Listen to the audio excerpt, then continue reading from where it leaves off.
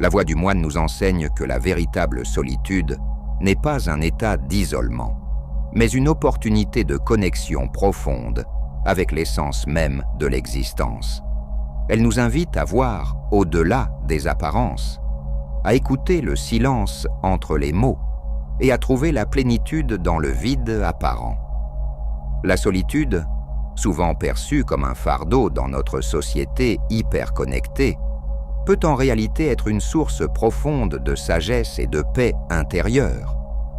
Les moines taoïstes, depuis des millénaires, ont embrassé cette solitude non pas comme une absence, mais comme une présence.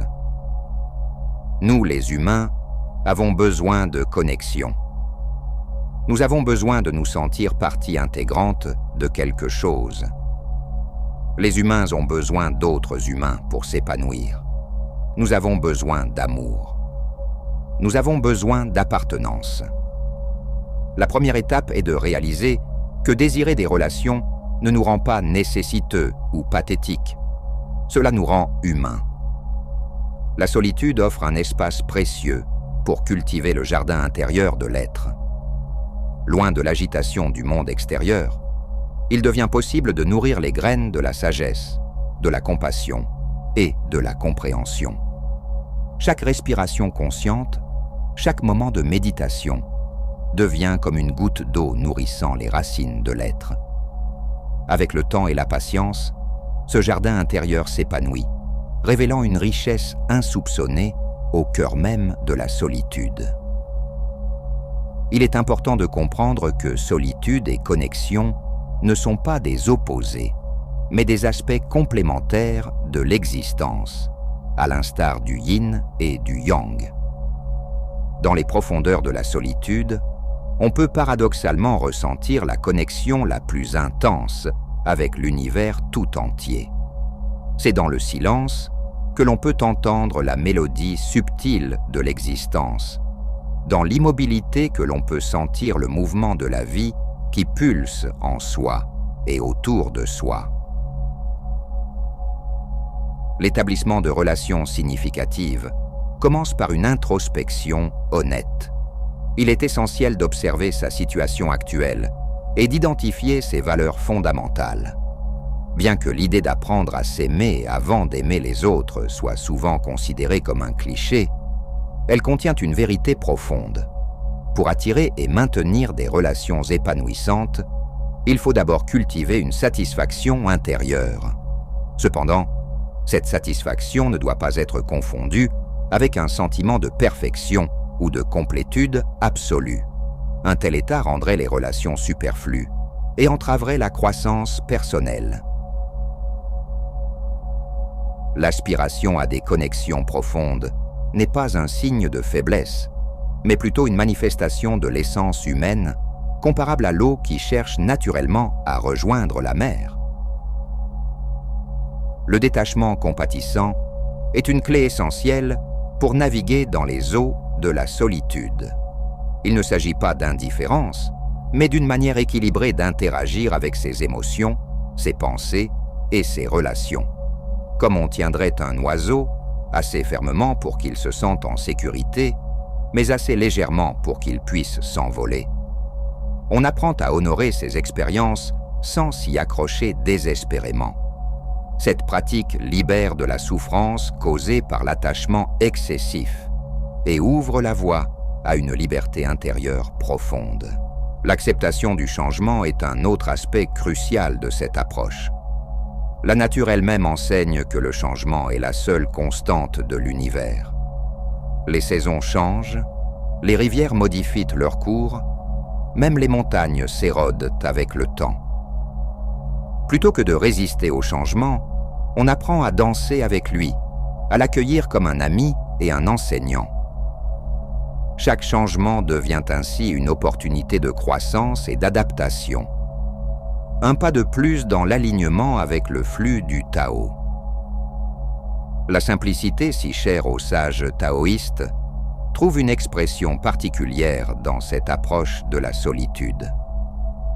Dans un monde qui valorise souvent l'accumulation et l'agitation constante, la solitude offre l'opportunité de simplifier d'épurer, de se concentrer sur l'essentiel. Ce n'est pas un appauvrissement, mais un enrichissement. En élaguant le superflu, que ce soit dans les possessions matérielles, les désirs ou les pensées, on fait de la place pour que l'essentiel s'épanouisse. En fin de compte, la solitude à la manière d'un moine taoïste, c'est s'ouvrir au monde d'une manière plus profonde et authentique. C'est comprendre que même dans l'apparente solitude, on fait partie intégrante du vaste tissu de l'existence. C'est découvrir que la vraie connexion ne vient pas de l'extérieur, mais jaillit de l'intérieur. Cette approche de la solitude offre une perspective transformatrice sur l'expérience humaine. Elle invite à respirer profondément, à observer le monde avec des yeux neufs, à cultiver patiemment son jardin intérieur, à accueillir le changement comme un ami et à simplifier sa vie pour faire place à l'essentiel. Dans ce processus, on peut découvrir que la solitude n'est pas un état à craindre ou à éviter, mais une voie précieuse vers une compréhension plus profonde de soi-même et de l'univers. L'harmonie relationnelle découle d'une harmonie personnelle. Il est bénéfique d'observer sa vie sans jugement, à l'instar d'un observateur contemplant le cours d'une rivière, en notant ce qui nourrit l'esprit et fait vibrer le cœur. L'amour de soi n'est pas une destination finale, mais le début d'un voyage continu.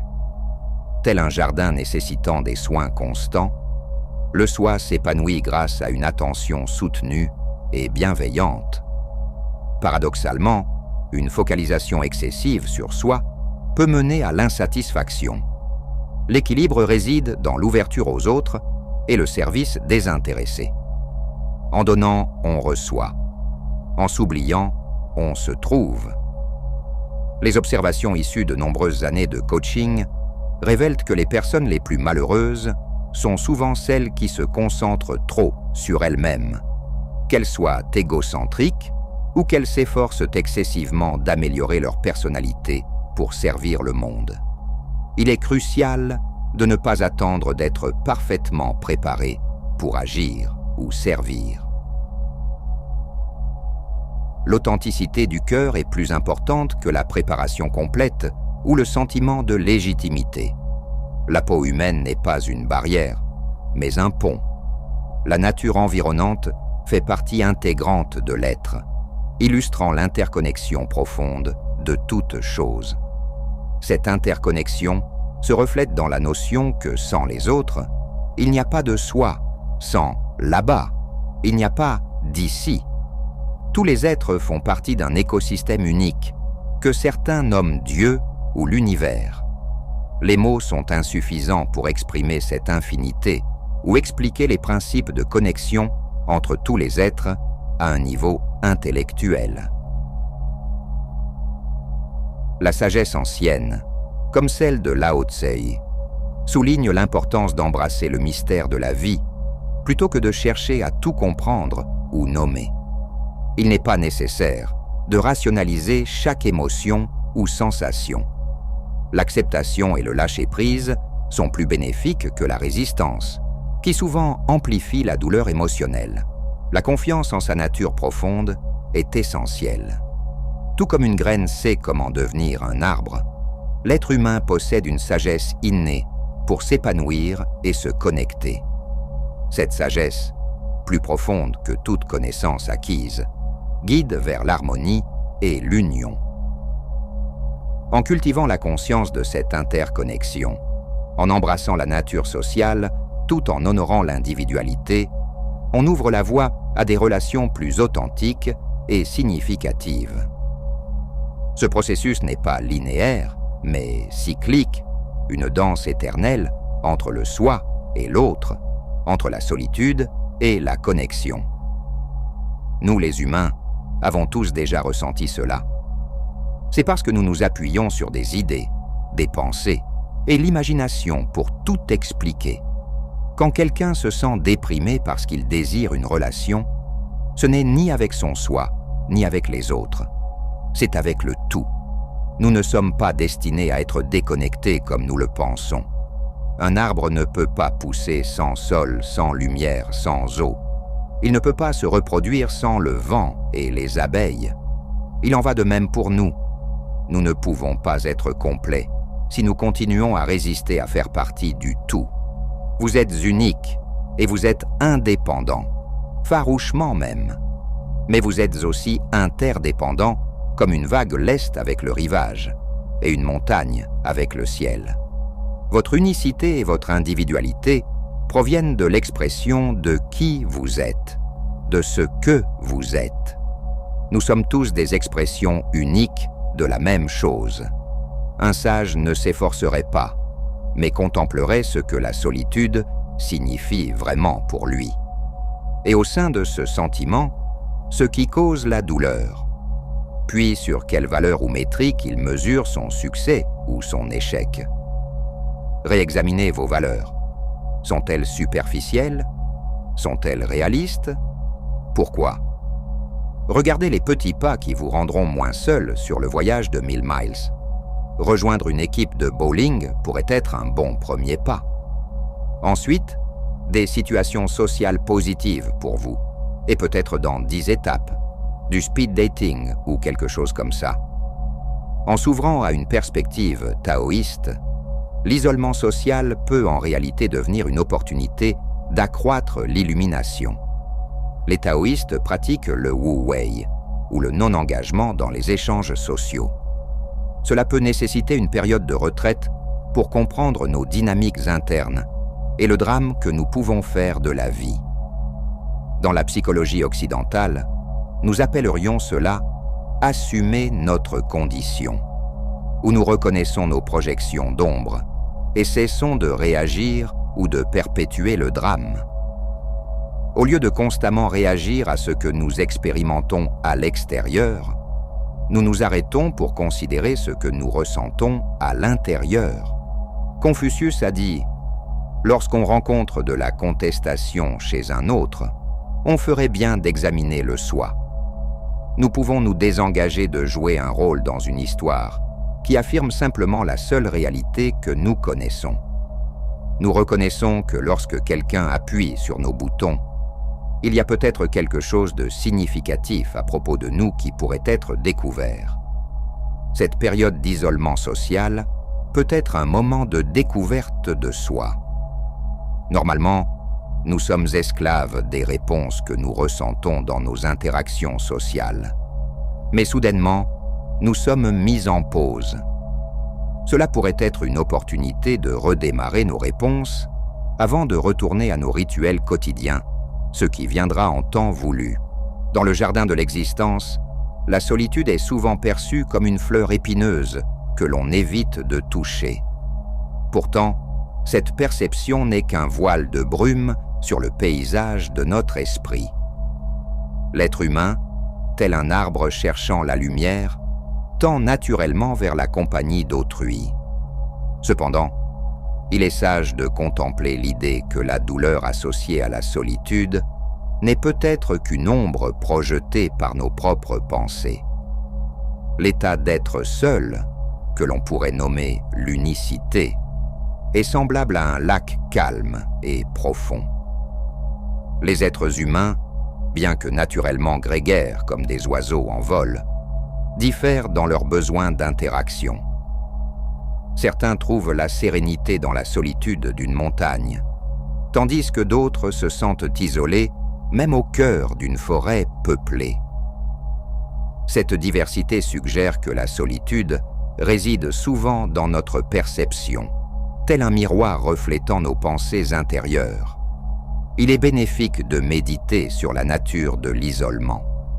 Dans les temps anciens, l'appartenance à un groupe était aussi vitale que l'eau pour une plante.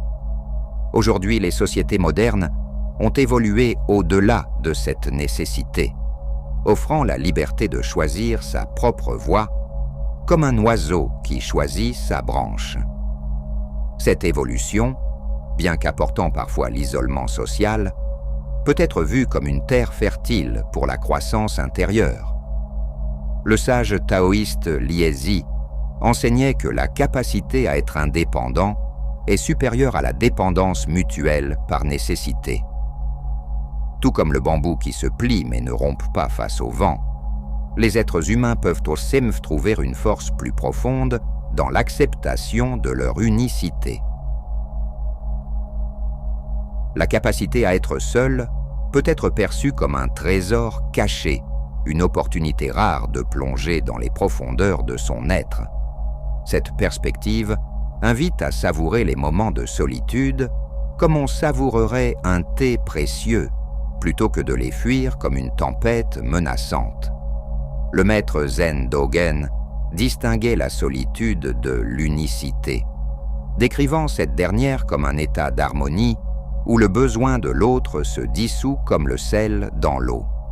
L'unicité est neutre, telle une feuille blanche, ni bonne ni mauvaise, simplement un état d'être. La solitude, en revanche, porte le poids de la souffrance comme un sac de pierre. En transformant notre perception, la solitude peut devenir aussi nourrissante qu'une source d'eau pure. La sagesse ancienne enseigne que chercher à combler le vide intérieur par des relations extérieures est comme tenter de remplir un panier percé avec de l'eau. La véritable paix réside dans la cultivation du jardin intérieur, indépendamment des saisons extérieures. En embrassant l'unicité, on atteint un état de complétude semblable à un cercle parfait qui ne dépend pas des autres pour être entier. Paradoxalement, c'est en trouvant l'équilibre sur sa propre branche que l'on attire naturellement d'autres oiseaux, créant une harmonie libre de besoins et de dépendance. L'unicité offre l'opportunité de se nourrir soi-même, transformant la solitude en un état de plénitude aussi riche qu'un champ de blé mûr. Ainsi le sage voit dans la solitude non pas un désert aride, mais un chemin vers l'oasis intérieure. En embrassant l'unicité, on découvre que l'on n'est jamais vraiment seul, mais toujours en communion avec le grand tout, comme une goutte d'eau est toujours part de l'océan. La solitude du moine n'est pas une fin en soi, mais un moyen de se reconnecter avec notre nature essentielle et avec l'univers dans son ensemble. Elle nous rappelle que, même dans les moments où nous semblons les plus seuls, nous faisons partie intégrante du grand tissu de l'existence. En fin de compte, être seul comme un moine n'est pas un état à atteindre, mais un chemin à parcourir. Un chemin qui nous mène vers une compréhension plus profonde de nous-mêmes, des autres et du monde qui nous entoure. C'est une invitation à découvrir la richesse infinie qui réside en chacun de nous, et à vivre une vie empreinte de présence, de sagesse et de compassion. Chers amis, je vous remercie d'avoir cheminé avec moi le temps de cette vidéo. Que ce contenu puisse vous être utile sur votre propre voie, quelle qu'elle soit. Rappelez-vous, la sagesse n'est pas dans les mots, mais dans l'expérience. Alors allez, vivez, explorez. Nous nous retrouverons bientôt pour une nouvelle réflexion. D'ici là, restez curieux et bienveillants. À bientôt.